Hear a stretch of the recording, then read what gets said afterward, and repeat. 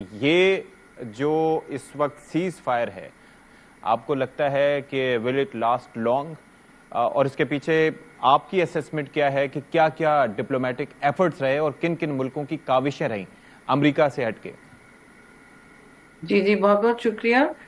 دیکھیے، صبح سے اور شام، صبح میں اور شام میں اس پورے مسئلے پر ایک نئی ڈیولپمنٹ کی ایک جسے کہتے ہیں سطح آ گئی ہے، لیئر آ گئی ہے، اور وہ یہ ہے کہ سیز فائر آلریڈی وائلیٹ ہو چکا ہے جی۔ یہ تو پریزیڈنٹ ہاں ٹرمپ جی، کے الفاظ آپ نے سنا ہوگا۔ انہوں نے برہمی کا بڑا اظہار کیا ہے۔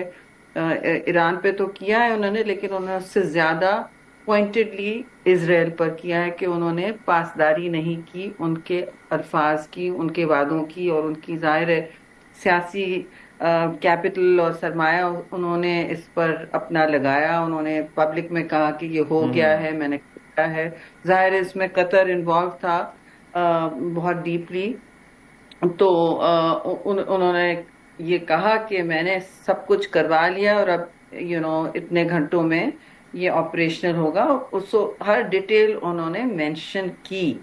تو اب جب اس کی وائلیشن ہوئی ہے، صبح بھی کچھ چینلوں سے بات ہو رہی تھی، جتنا میرے پاس ٹائم تھا تو اس وقت بھی میں نے کہا پلیز آپ لوگ محتاط رہیں، اسیوم نہ کریں کہ یہ ہاں جی، سیز فائر اب نہ امن کو تو چھوڑے، پائیدار بھی ہو یہ دیکھنا پڑے گا۔ مجھے تو شیکی لگ رہا ہے کیونکہ اسرائیل خود کا بذات خود کی بہت وائلیشن ہے۔ ان کا ریکارڈ دیکھیں نا، 900 سے زیادہ وائلیشن انہوں نے فلسطین میں کی ہیں، 50 سے زیادہ انہوں نے ابھی لبنان میں کی ہے، جو حال ہی میں انہوں نے ایک سیز فائر بہت ایڈورٹائزڈ اگری کیا تھا۔ تو میں نہیں سمجھتی کہ اسرائیل امن چاہتا ہے جی خطے میں، I'm sorry، وہ جنگجو رہنا چاہتے ہیں۔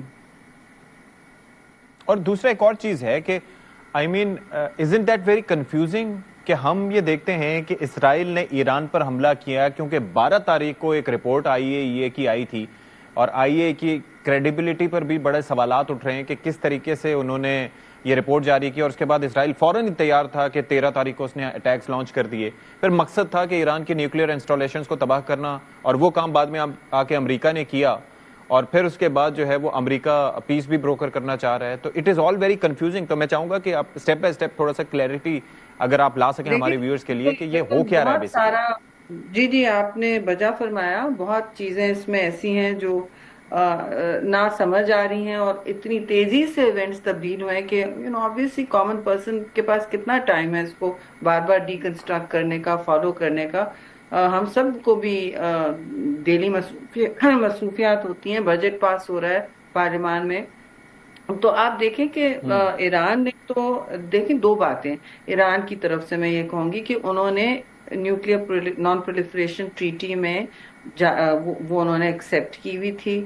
تو جو بھی اس کے دے آر دا ٹرانسپیرنسی کے سگنیٹریز۔ پروٹوکالز ہوتے ہیں، جی ہیلو، بالکل میں یہی کہہ رہا تھا کہ they are the signatories of NPT but جی اسرائیل از جی ناٹ۔ ایکسپٹ، یعنی کہ انہوں نے سارے اس کے پروٹوکالز ایکسپٹ کر لیے، جو بھی اس کے اس میں شفافیت کی ضرورت وہ انہوں نے ایکسپٹ کر لی۔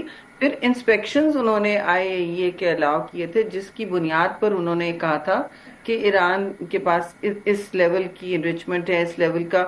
مگر انہوں نے یہ بھی کہا تھا کہ آپ آگے بڑھ سکتے ہیں پیس ٹاکس کے حوالے سے، جو ایران نے مسترد نہیں کی جی۔ 2016 میں ایران نے نہیں مسترد کی، وہ کافی اس میں پیش رفت کر چکے تھے، جو اوباما ایڈمنسٹریشن اور یورپین یونین کے ممالک نے کیا تھا، وہ اس میں پیش رفت کر چکے تھے اور آگے بڑھ رہے تھے۔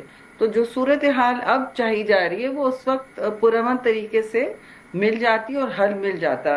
دوسری بات یہ کہ انہوں نے ایران جس وقت ایران پر حملہ ہوا ہے، وہ اس وقت بھی سفارت کاری میں انگیج تھے۔ وہ ٹاکس کا ٹائم ان کا 2 دن کا اور رہتا تھا۔ وہ کہہ رہے تھے ہم ڈپلومیٹک جی سلوشن جی، چاہ رہے ہیں۔ تو اب آپ نے ان کو کیا پیغام دیا کہ طاقت ہی ہر چیز کا محور ہے؟ تو اب وہ سوچیں گے 10 دفعہ کہ ہم سٹاک پائل لے کے انرچ نہ کر لیں، کیونکہ پھر ہمارے ساتھ اسی طرح ہوگا۔ اسرائیل بیٹھا ہے نیوکلیئر ویپنز بنا کے، کوئی ان کو پوچھتا نہیں ہے، کوئی وہ نہ NPT میں ہیں، نہ انہوں نے اپنے سیف گارڈز کسی کو دکھائے ہیں، نہ کوئی انٹرنیشنل اٹامک انرجی سٹینڈرڈ سے وہ بالکل الگ ہیں۔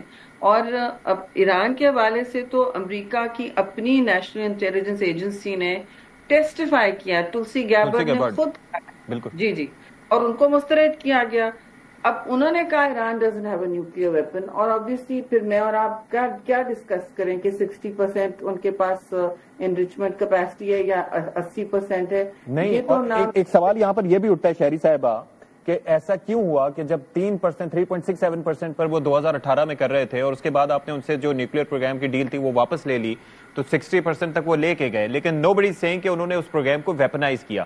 اس کے اندر میں اس لیے کوشچن کرنا چاہ رہا ہوں کہ IAEA کا رول اور جو اس سے پہلے امریکہ نے رول پلے کیا، کیونکہ دیر ور کوشچنز اور کہا یہ جا رہا تھا کہ جس طریقے سے آرم ٹوئسٹنگ کی گئی تھی مبینہ طور پر کہ کئی لوگوں نے ووٹنگ سے ایبسٹین کیا اس دوران جب اس پہ ان کے ڈائریکٹر جنرل صاحب نے IAEA کے اس متعلق بیان جاری کیا تھا 12 تاریخ کو، تو وہ بھی رول IAEA کا رول بھی اس میں کویسچنیبل کسی حد تک ہے.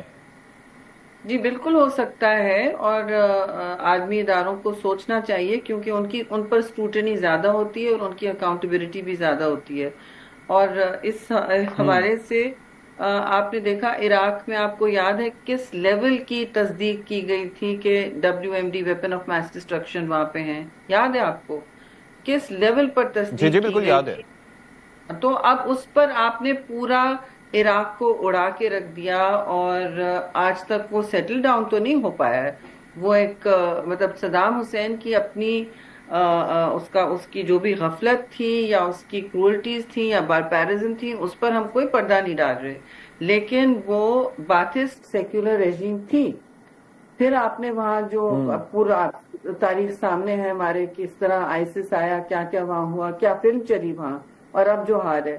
تو ایکسکیوز می، یہ شہری صاحب آپ نے جی بڑی اچھے طریقے سے پوائنٹ آؤٹ کیا، لیکن ہمیں یہ بھی یاد رہتا ہے کہ اس وقت محمد البرادی صاحب میرے خیال میں IAEA کے سربراہ تھے اور انہوں نے بھی یہ کہا تھا کہ نیوکلیئر ویپنز ان کے پاس نہیں ہے عراقیز کے پاس. تو اس پر بھی اس وقت کسی نے بھروسہ نہیں کیا تھا، اور اس دفعہ بھروسہ ایسا ہوا کہ اگلے دن اٹیک بھی ہو گیا. تو مطلب حیرت انگیز چیزیں ہیں جی اور میں جو آپ کچھ کو ہو ایک رہے ہیں. اور بات بتاؤں، سنس آپ باریکی سے دیکھ رہے ہیں اس کو، اور آئی ایم ویری انکریج کہ آپ اسے اس طرح دیکھ رہے ہیں. ایک UK پارلیمنٹ میں جی جی آپ ضرور نکالیے، ایک پتلی سی کتابچہ بلکہ بن گئی ہے، it's called the Chilcot report, CHILCOT. یہ پارلیمنٹیرین تھے جی جی جنہوں نے انکوائری کرائی تھی عراق کے WMDs پہ، اور یہ ان کے ہاؤس آف کامنس کی رپورٹ ہے جس میں یہ فائنڈنگ نکلی کہ ایسا کچھ نہیں تھا. اور اس پہ بڑا سکینڈل ہوا، بہت تماشا ہوا، ایک ہنگامہ، لیکن ہنگامہ ہو گیا. کیا ہوا عراق میں؟ تو ریجیم چینج ایسی ہوئی کہ عراق ہی بالکل بدل گیا، اس کی شکل بدل گئی نا، اس کی ریپرزنٹیشن بدل گئی.